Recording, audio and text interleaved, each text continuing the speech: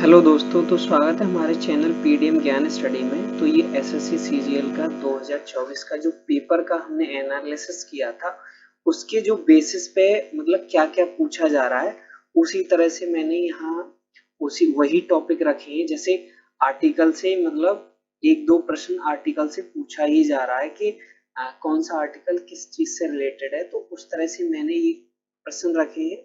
और एक प्रश्न ये था कि बुक और ऑथर से भी पूछा जा रहा है, जो एंशिएंट बुक है या जो नेशनल मूवमेंट की जो बुक है उनसे रिलेटेड एक प्रश्न पूछा ही जा रहा है। और एक ये था कि मतलब कौन सी डायनेस्टी कौन सा राजा बिलोंग करता है, तो इस तरह से भी ये प्रश्न पूछा जा रहा है। और एनिमल और जो एनिमल से रिलेटेड प्रोजेक्ट थे इंडिया में, वो वो भी यहाँ रखे हैं। और अभी जैसे हमारा यहाँ पर फेस्टिवल अभी हमने नहीं रखे, इससे पहले हमने जो वीडियो कराए थे फेस्टिवल हमने उसमें करा दिए। और एक फेस्टिवल से भी आपको एक प्रश्न पूछा जा रहा है हमेशा, और एक अवार्ड से पूछा जा रहा है। तो आप इन टॉपिक को मतलब एक बार देख के जरूर जाएं। तो स्टार्ट करते हैं। तो ये हमारे जो मेन मेन आर्टिकल थे, मोस्ट इम्पोर्टेंट आर्टिकल हमने यहाँ पर रखे हैं। जैसे आर्टिकल 14 है, तो ये इक्वलिटी बिफोर द लॉ रहता है। और जो आर्टिकल 15 है, provision of the discrimination on the basis of the religion, race, caste, sex और प्लेस और बर्थ। मतलब किसी के साथ भेदभाव नहीं किया जा सकता धर्म के आधार पर, रंग के आधार पर, जाति के आधार पर और लिंग के आधार पर और जन्म के आधार पर। और आर्टिकल जो 16 है, equality of opportunity in the matter of the public employment. मतलब जो पब्लिक एम्प्लॉयमेंट है, मतलब सबके लिए उसमें भागीदारी होनी चाहिए। आर्टिकल 17 है, अबॉलिशन ऑफ द अनटचेबिलिटी। तो जैसे ये वाला आर्टिकल है, ये पूछ लिया जाता है। और आर्टिकल 18 है, अबॉलिशन ऑफ द टाइटल्स। तो ये भी एक इम्पोर्टेंट है। और एक और है 21, तो ये वाला। तो ये तीन आर्टिकल मतलब एग्जामों में पूछे जाते हैं इस तरह से कि protection life and personal liberties article किस में आता है, 20 में। तो ये वाला इम्पोर्टेंट है। और आर्टिकल 19 जो है, freedom of speech and expression. तो आपको जैसे हिंदी इंग्लिश में क्योंकि सीजीएल के हैं, तो हिंदी इंग्लिश में आपको कोई दिक्कत नहीं होनी चाहिए लिखी इंग्लिश में, लेकिन आप समझ सकते हैं। तो आर्टिकल 20 वो है, protection in respect to the conviction of the crimes. और जो आर्टिकल 23 है, वो prohibition of the human trafficking and the force labour. तो आगे हम बढ़ते हैं। तो जो मैंने यहाँ जो इम्पोर्टेंट आर्टिकल है वही रखे हैं, और उससे मतलब कुछ एक्स्ट्रा नहीं रखा है। आर्टिकल 24 है, prohibition of the employment of the children. जो मतलब 14 वर्ष से कम उम्र के बच्चे हैं, उनको मतलब फैक्ट्री में या माइंस में काम करने नहीं दिया जाएगा, इस तरह से है ये। आर्टिकल जो 25 है, ये freedom of the conscience, freedom of the freely profess, practice and propagate the religion. मतलब धर्म को बढ़ावा देने का आर्टिकल है, मतलब स्वतंत्रता है इसमें। तो 26वां article, freedom to manage the religious affair. और आर्टिकल 27 है, freedom from the paying the taxes from the promotion of the any particular religion. और आर्टिकल जो 28 है, freedom from the participation in the religious education. तो ये article है 24, 25, 26। तो ये कौन से हैं, ये फंडामेंटल राइट हैं जो 12 से 35 तक आते हैं। तो ये इम्पोर्टेंट है।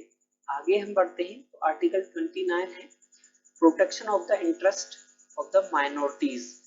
तो ये माइनॉरिटी से रिलेटेड है। आर्टिकल 40 जो है, organisation of the gram panchayat. जो ग्राम पंचायतों की फॉर्मेशन होती है, ऑर्गेनाइज किए जाते हैं, 40 के तहत किए जाते हैं।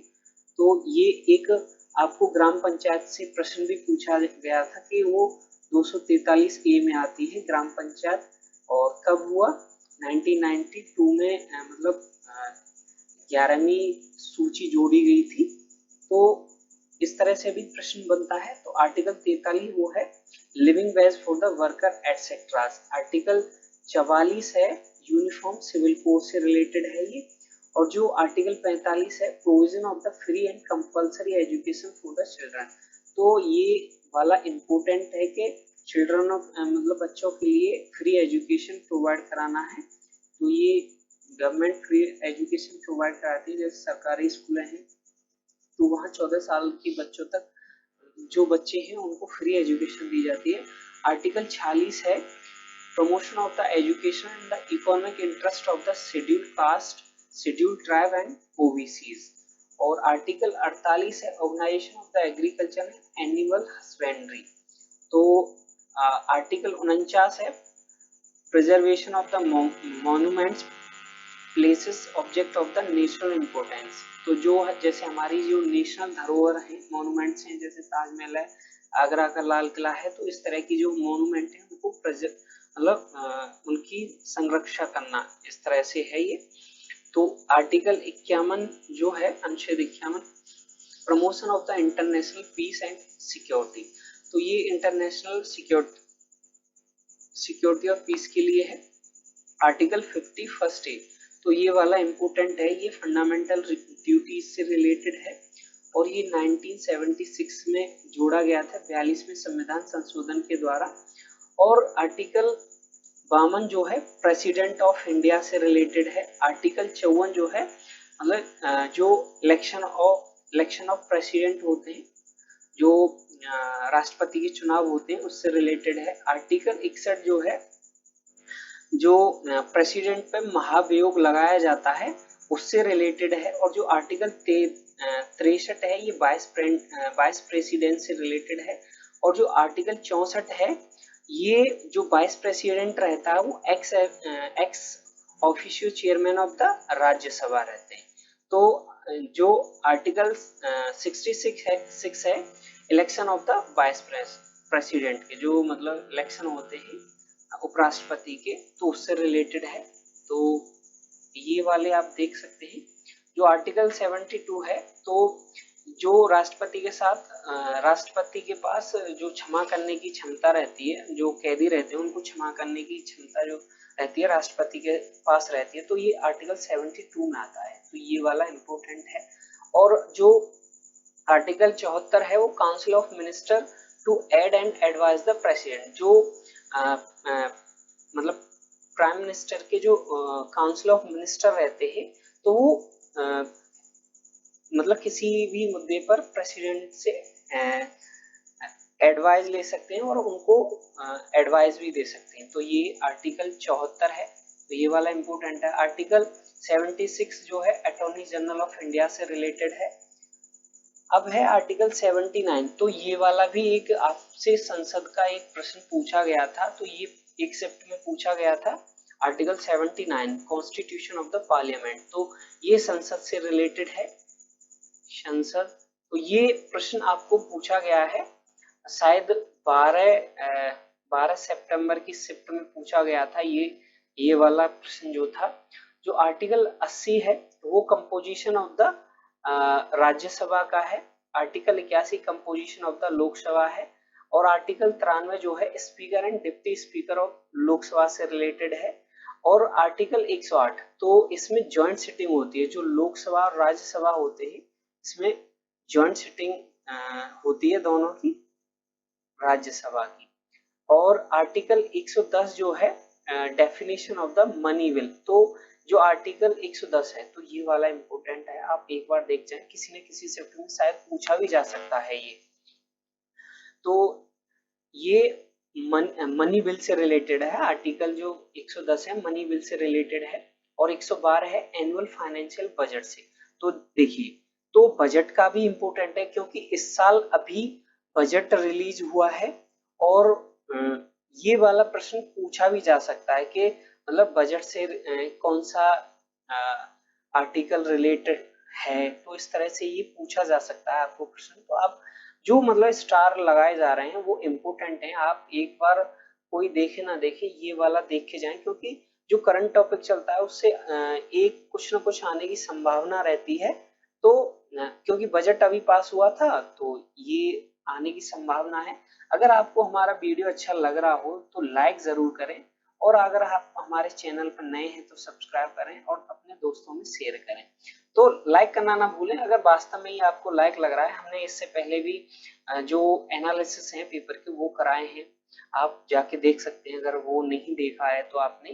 तो एनालिसिस के बेस पे ही मैं ये जो क्वेश्चन है तैयार करके लाया हूँ, ये मतलब बना के लाया हूँ।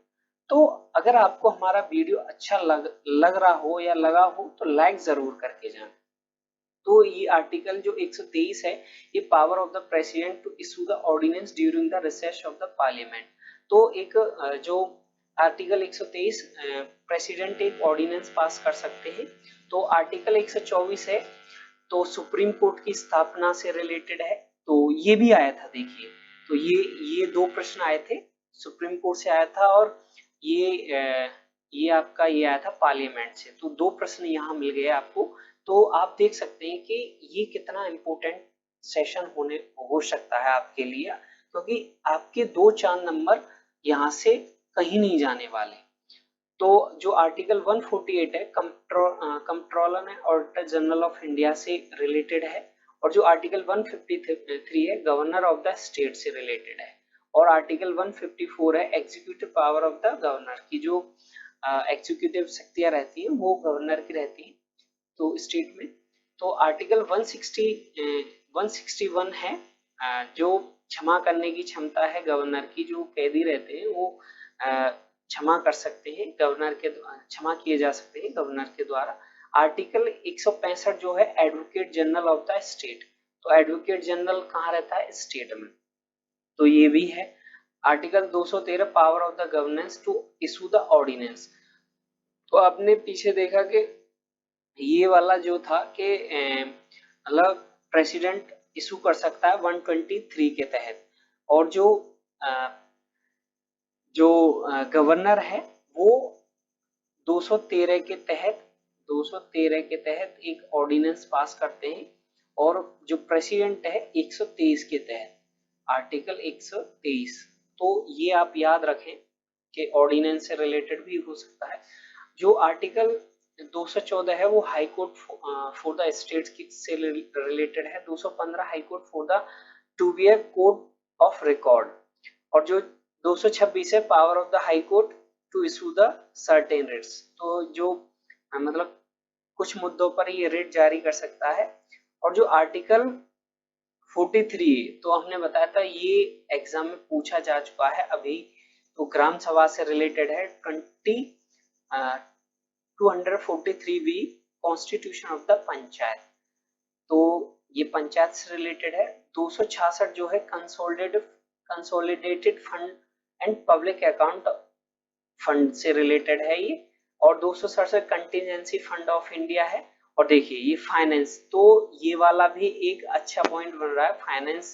फाइनेंस कमीशन से कौन सा आर्टिकल रिलेटेड है? 280वां। क्योंकि फाइनेंस से अभी ये करंट का टॉपिक था, तो इसलिए संभावना है इसके आने की। तो जो आर्टिकल 312 है वो ऑल इंडिया सर्विस से रिलेटेड है। जैसे जो एसएससी में भी गैजेट सर्विस होती है और यूपीएससी में होती है। तो ये ऑल इंडिया सर्विस हैं, जैसे आईएएस, आईपीएस, आईईएस, आईआरएस। तो ये ऑल इंडिया सर्विसेज हैं। तो आर्टिकल 315 है, public service commission and the union of the state. तो आगे हम बढ़ते हैं। तो अब ये 3-4 आर्टिकल और हैं। तो ये इतना ही है, हमने जो इम्पोर्टेंट थे वही रखे थे। Article 324, the superintendence direction and control to the election shall be vested in the election commission। तो ये इलेक्शन चुनाव होते हैं, इलेक्शन कमीशन के द्वारा चुनाव कराए जाते हैं। तो ये डायरेक्शन दे सकते हैं सुपरिंटेंडेंस को। तो आर्टिकल जो 338 है, national commission for the schedule caste and schedule tribe से रिलेटेड है। और article 343, official language of the union. तो ये official language of the union से संबंधित है। आर्टिकल 368 है, power of the parliament to amend the constitution. तो जो मतलब संसद के पास पावर है कि कॉन्स्टिट्यूशन में कुछ बदलाव किया जा सकता है। तो वो मतलब 3 ये रहते हैं कि 3 स्पेशल मेजोरिटी या सिंपल मेजोरिटी, 3 मेजोरिटी रहती है। तो इनके तहत कॉन्स्टिट्यूशन में बदलाव किया जा सकता है। तो अब है ये हमारा डायनेस्टी से रिलेटेड था कि कौन सी डायनेस्टी, कौन से रूलर जो राजा हैं उनसे रिलेटेड है। अगर आपको हमारा वीडियो अच्छा लगा हो तो लाइक जरूर करें, एक लाइक करना ना भूलें। लाइक से क्या है कि आपके पास जो हमारी वीडियो आएगी वो कंटिन्यूअसली जाने की संभावना रहती है, तो लाइक करना ना भूलें। और आपके लाइक से हमें भी एक मोटिवेशन मिलता है कि हम अच्छा कंटेंट लेके आए आपके लिए, तो लाइक करना ना भूलें। तो पहले हम बात करते हैं नंद डायनेस्टी। तो जो नंद डायनेस्टी थी, तो इनके जो पहले रूलर थे, महाराज थे कह सकते हैं, महाराज या राजा महापद्मानंद थे और धनानंद। जो लास्ट रूलर थे वो धनानंद थे, और इनकी जो कैपिटल थी मतलब राजधानी थी पाटलिपुत्र थी।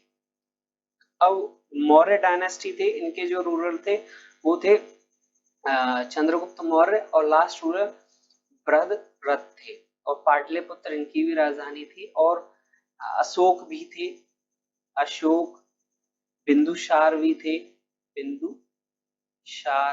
तो ये भी पूछा जा सकता है आपसे। तो अगला है हमारा जो शुंग डायनेस्टी थी, उसके जो शिशुनाग थे, शिशुनाग जो डायनेस्टी थी उनके शिशुनाग थे पहले, नंदीवर्धन थे, और वैशाली इनकी राजधानी थी। हर्यक जो डायनेस्टी थी उसके जो संस्थापक थे वो बिंबिसार थे, और नागदक्षक थे, राजगृह इनकी कैपिटल थी, पाटलिपुत्र इनकी कैपिटल थी। तो ये डायनेस्टी से रिलेटेड है। तो हर्यक डायनेस्टी से जैसे बिंबिसार, नागदक्ष थे, और जो शिशुनाग डायनेस्टी, शिशुनाग थे, नंदीवर्धन थे, और जो कुषाण डायनेस्टी थी उससे कटफिशेस थे और वासुदेव थे। गुप्ता जो डायनेस्टी थी, श्री गुप्त, कुमार गुप्त, समुद्रगुप्त, तो ये इनसे रिलेटेड थे। समुद्रगुप्त भी थे, गुप्त, तो ये भी थे। और जो समुद्रगुप्त को फादर ऑफ द इंस्क्रिप्शन के नाम से भी जाना जाता है, फादर ऑफ इंस्क्रिप्शन, जो शिलालेखों पर मतलब लिखा जाता है, इनको फादर ऑफ इंस्क्रिप्शन के नाम से भी जाना जाता है। तो अगला जो है राष्ट्रकूट। तो राष्ट्रकूट के जो संस्थापक थे वो थे दंतीद्रुप, और जो रूलर थे कृष्णा सेकंड, और मान्य खेत इनकी जो राजधानी थी। चोल डायनेस्टी से थे, विजयला थे, राजेंद्र थे, राजा फस थे, और जो इनकी राजधानी थी वो थी तंजावुर। और शुंग डायनेस्टी से पुष्यमित्र शुंग थे, देवभूति थे, और विदिशा और पाटलिपुत्र इनकी राजधानी थी। सातवाहना डायनेस्टी, तो देखिए इससे एक प्रश्न पूछा जा चुका है कि महेंद्र वर्मन किस डायनेस्टी से बिलोंग करते थे। तो ये शिमुका थे इनके, और याजन सतकर्णी थे। नहीं, महेंद्र वर्मन तो महेंद्र वर्मन ये पल्लव से थे, पल्लव डायनेस्टी से थे। और जो इनसे पूछा गया था तो वो था गौतमी पुत्र सतकर्णी, कौन सी डायनेस्टी से बिलोंग करते थे, वो सातवाहना। तो महेंद्र वर्मन पल्लव वंश के थे। तो इस तरह से भी प्रश्न पूछे जाते हैं, आप ये देखना ना भूलें। और ये है हमारा फेमस बुक से भी एक प्रश्न हमेशा पूछा ही जा रहा है। तो इससे पहले हमने जो वीडियो कराए हैं एसएससी सीजीएल के जो एनालिसिस हैं, सीजीएल के जो एनालिसिस हैं उनमें हमने बहुत सारी बुकें भी कराई हैं, और जो फेस्टिवल हैं वो भी कराए हैं। तो आप एक बार देख जाएं इनको, हो सकता है कि आपको एंड टाइम पर, क्योंकि आपने पढ़ तो पहले से ही रखा है, लेकिन ये है कि आप अभी प्रेशर है, आप देखेंगे तो आपको याद होने की, बस आपको एक रिवीजन हो जाएगा, और कुछ नहीं, रिवीजन हो जाएगा। तो अगर आपको हमारा वीडियो अच्छा लग रहा हो तो लाइक जरूर करें। तो जैसे रविन्द्रनाथ टैगोर जी थे, रविन्द्रनाथ टैगोर जी ने कौन कौन सी बुक लिखी थी, गीतांजलि थी, होम एंड द वर्ल्ड थे, गोरा था, द हंग्री स्टोन था, चंदालिका थी, विसर्जन था, द पोस्ट ऑफिस थी, और छोकर वाली थे, और कुली वाला थे, माई रिमनीशेंस था, क्रीसेंट मून था, लेटर फ्रॉम द रशिया। तो ये इनकी थी। इनसे पहले जो एम के गांधी जी की, JL नेहरू जी की, BR अम्बेडकर जी की, और सुभाष चंद्र बोस जी की, हमने इनसे पहले जो वीडियो आए हैं उनमें कराई है कि अब यहाँ जो जो रह गई थी हमने यहाँ पूरी कराई है। अब जैसे मदन मोहन मालवीय जी थे, इन्होंने अभ्युदय और हिंदुस्तान और लीडर, तो ये 3 बुक इन्होंने लिखी थी। और जो मोहम्मद अली थे, इनकी कॉमरेड थी और हमदर्द थी। और दादा भाई नौरोजी थे, इनकी रुस्त गुफ्तार थी और poverty and un-British rule in India, तो ये इनकी 2 बुक थी। और जो सरोजनी नायडू थी, ये उत्तर प्रदेश की पहली गवर्नर भी रही है। तो इनकी जो बुक थी वो थी गोल्डन थ्रेशोल्ड, दूसरी थी द बर्ड ऑफ टाइम, तीसरी थी the feather of the down. तो ये 3 बुक इनकी थी। और अब है ये जो ईश्वर चंद्र विद्यासागर जी थे, उनकी सोम प्रकाश थी। और मोतीलाल नेहरू जी की इंडिपेंडेंट थी। और इनके ही बेटे थे जवाहरलाल नेहरू जी, JL नेहरू जी। और जो इनकी बुक थी द डिस्कवरी ऑफ इंडिया थी, डिस्कवरी ऑफ इंडिया। और जैसे वो नील दर्पण दीनबंधु मित्रा जी की थी। अब है हमारे जो प्रोजेक्ट, मतलब एक प्रोजेक्ट से पूछा गया था आपको, तो जो प्रोजेक्ट टाइगर कब लॉन्च किया गया, तो ये प्रश्न SSC CGL में अभी पूछा गया है, तो इसलिए मैंने ये प्रश्न भी रखे हैं। तो जो प्रोजेक्ट हेंगुल या कश्मीर स्टैग है 1970 में लॉन्च किया गया। और गिरलॉयन प्रोजेक्ट 1972 में लॉन्च किया गया। टर्टल कंजर्वेशन 1975 में, क्रोकोडाइल ब्रीडिंग प्रोजेक्ट 1975 में, राइनो कंजर्वेशन प्रोजेक्ट 1987 में, और प्रोजेक्ट एलिफेंट 1992 में किया गया था। और स्नो लेपर्ड प्रोजेक्ट 2009 में, और चीता प्रोजेक्ट 2022 में। क्योंकि अभी ये भी मतलब जो चीता प्रोजेक्ट था, गांधी मतलब जो अपने नरेंद्र मोदी जी हैं वो फोटो ले रहे थे, तो इससे भी आप रिलेट कर सकते हैं। तो मध्य प्रदेश में था, MP में कुछ जो चीता थे लाए गए थे अफ्रीका से। तो आप इस तरह से भी याद किया जा सकता है। तो ये हमारे लास्ट प्रश्न थे। तो ये कहते हैं ना कि होमवर्क आपके लिए, ये होमवर्क है। अगर आपको हमारा वीडियो अच्छा लगा हो तो लाइक करें। तो हमारा होमवर्क ये है ये पहला प्रश्न है, शिशिर कुमार घोष जी ने कौन सी पुस्तक लिखी, तो ये आपको बताना है कि शिशिर कुमार घोष जी ने कौन सी पुस्तक लिखी थी। और दंती दुर्ग किस वंश के शासक थे, तो ये 2 प्रश्न हैं। देखते हैं कितने लोग इनका सही जवाब देते हैं। क्योंकि हमने ये कराए हैं, ये वाला नहीं कराया, ये आप बताएंगे कि इसीलिए मैंने इसमें ये रखा है कि आप बताएंगे कि देखते हैं कितने लोग इसका सही आंसर देते हैं। और दंती दुर्ग किस वंश के शासक थे। और आपको हमारा वीडियो अच्छा लगा हो तो लाइक जरूर करके जाएं और दोस्तों में शेयर करें। अगर आप हमारे चैनल पर नए हैं तो सब्सक्राइब करें। कंटिन्यू हमारे वीडियो आते हैं।